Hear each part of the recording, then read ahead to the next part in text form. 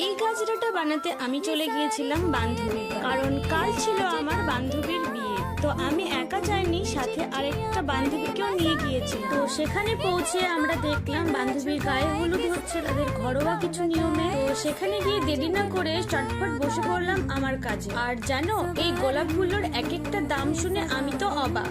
এক একটা নাকি 50 টাকা পিস নিয়েছে, আর ওইটুকু জিপসি নাকি বলে 150 টাকা নিয়েছে। বিয়ে বাড়ির টাইমে এত যে ফুলের দাম হয় কি বলবো। আর বাড়ি থেকেই সুই সুতো ক্যারি করেছিলাম, আর এই পঞ্চটা যাতে এইভাবে সুইটা আটকানো যায়। তো প্যাটার্নস গুলো এইভাবে ফোল্ড করে এক এক করে গেঁথে নিয়েছি।